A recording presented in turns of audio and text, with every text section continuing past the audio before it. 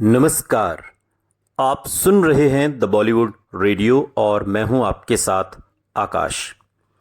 दोस्तों, आज के इस पॉडकास्ट में किस्सा राजेश खन्ना, मुमताज़ और फिल्म प्रेम कहानी का।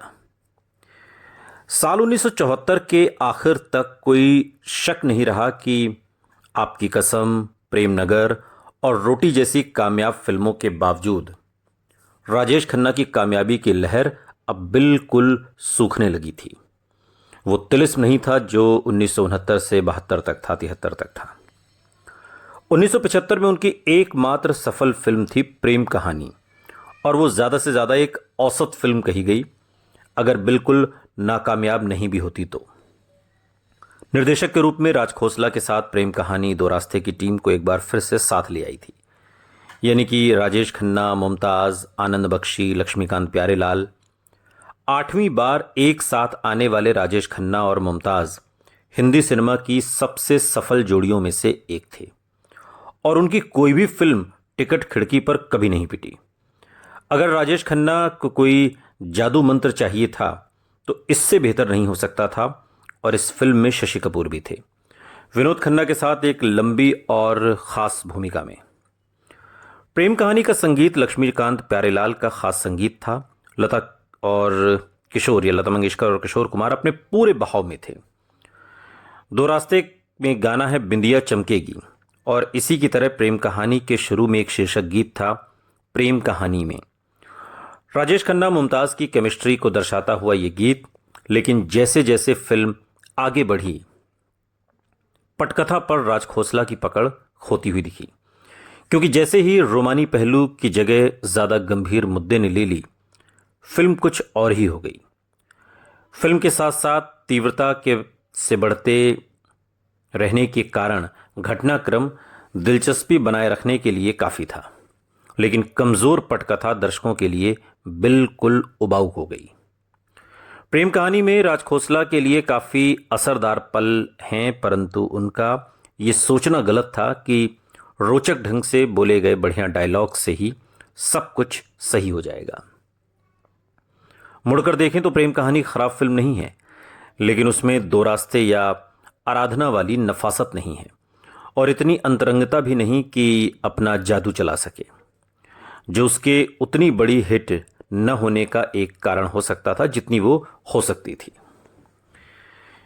प्रेम कहानी पूरी तरह से एक रोमानी फिल्म भी नहीं, लेकिन ऐसा भी नहीं कि राजेश खन्ना एक मृदभाषी कवि जो क्रांतिकारी बन जाता है उसके रूप में गलत किरदार में थे।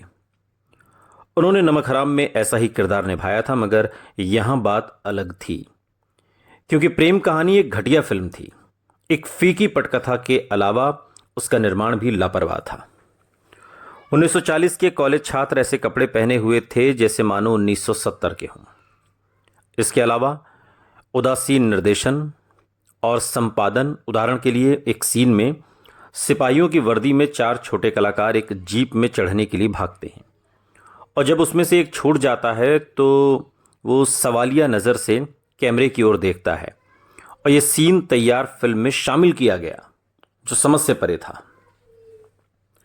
अगर दीवार की असली लोकेशंस ने उसको प्रेम कहानी से ज़्यादा रोचक बना दिया, तो सलीम जावेद की उस साल की दूसरी बड़ी फिल्म शोले ने हिंदी फिल्मों के निर्माण की रूपरेखा को एक नई परिभाषा दे दी, एक नई जुबान दे दी।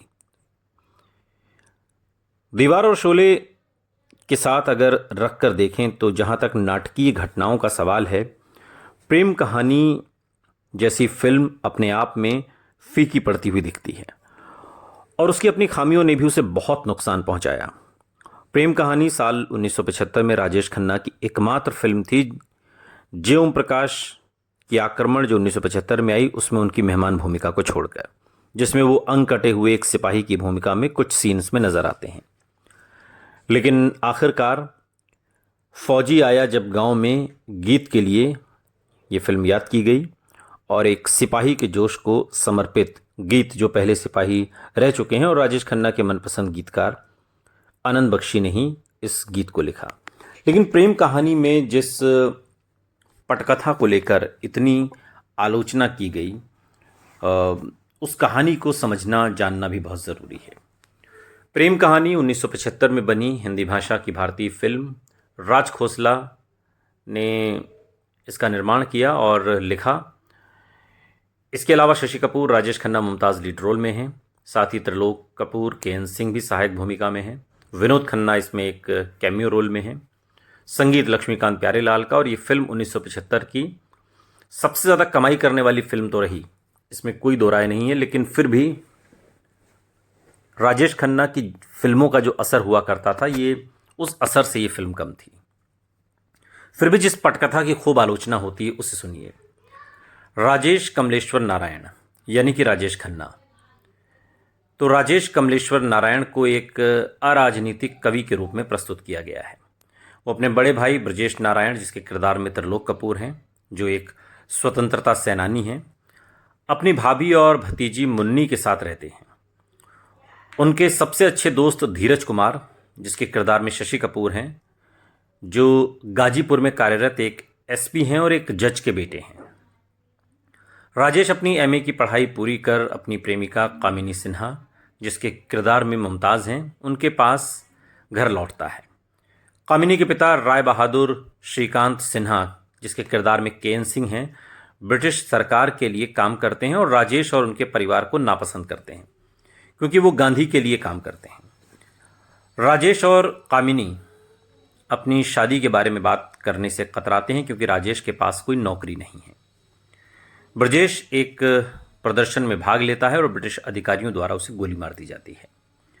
राजेश खन्ना इस क्षति से टूट जाता है और एक क्रांतिकारी के रूप में स्वतंत्रता संग्राम में शामिल हो जाता है। इसमें शामिल जोखिमों को समझते हुए वो चाहता है कि कामिनी को विधवापन की क्रूरताओं से न गुजरना पड़े। वो दिखावा करता है कि उससे शादी करने का कोई इरादा नहीं है और उसने उसे अपनी कविताओं के अभ्यास के लिए एक विषय के रूप में इस्तेमाल किया था बस। वो ब्रिटिश अधिकारियों की हत्याओं में शामिल है। ब्रिटिश सरकार उसे जिंदा या मुर्दा चाहती है। उसकी प्यारी बेटी मुन्नी की मौत हो जाती है जब उसकी मां ब्रिटिश अधिकारियों के डर से अपना मुंह बंद कर लेती है।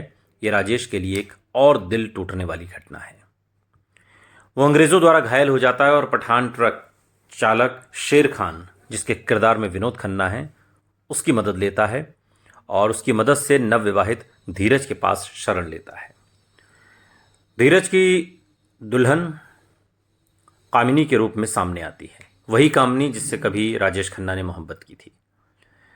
राजेश जाने की कोशिश करता है लेकिन धीरज उसे रोक देता है। कामिनी राजेश के प्रति शत्रुतापूर्ण है। धीरज के आग्रह पर वे दोनों एक कविता पढ़ते हैं जिसमें राजेश उसका दिल तोड़ने के लिए अपना दुख व्यक्त करता है। एक कांस्टेबल जो इंस्पेक्टर बनना चाहता है, शेर खान को प्रताड़ित करता है ताकि वो राजेश के ठिकाने का पता बता दे। धीरज राजेश से झूठ बोलता है कि शेर खान सुरक्षित है। शेर खान फिर यह कहकर खुद को मार डालता है कि राजेश उसके दिल में रहता है। कांस्टेबल को शक है कि राजेश धीरज के घर में रहता है, इसलिए वो पुलिस फाइल में लिखता है कि राजेश और कामिनी एक दूसरे से प्यार करते हैं। धीरज फाइल देखता है और समझ नहीं पाता कि किस बात पर यकीन करे। धीरज नशे में धुत होकर राजेश और कामिनी से मिलता है और उनसे उनकी भावनाओं के बारे में पूछता है। धीरज का दिल टूट जाता है लेकिन वो राजेश को पुलिस से बचाता है। वो राजेश पर अपनी पत्नी के साथ रोमांस करने का आरोप लगाता है। राजेश धीरज पर अपनी बंदूक तानता है और कहता है कि वो धीरज को मारना चाहता है और कामिनी से शादी करना चाहता है, जिसके बाद कामिनी राजेश को गोली मार देती है। राजेश गिर जाता है और अपनी खाली पिस्तौल दिखाता है। वो धीरज से उसे गले लगाने के लिए कहता है। वो चाहता है कि कामिनी और धीरज लंबे समय तक खुश रहें और फिर वो मर जाता है और इस तरह का कहानी अपने आखिरी उस पर पहुंचती है। इसकी पटकथा को कमज़ोर पटकथा कहा गया हो सकता है, लेकिन कहानी का जो ताना बाना था वो कमज़ोरी से बुना गया हो, लेकिन इसका जो आधार था वो मजबूत था। कुछ कमियां थीं लेकिन फिल्म को लोगों ने पसंद तो किया। लेकिन राजेश खन्ना की फिल्में जिस तरीके से सुपर डुपर हिट हुआ करती थीं, उस लिहाज से ये फिल्म कमज़ोर थी, लेकिन फिर भी कमाई के मामले में सबसे आगे निकल गई। सुनते रहिए द बॉलीवुड रेडियो, सुनता है सारा इंडिया।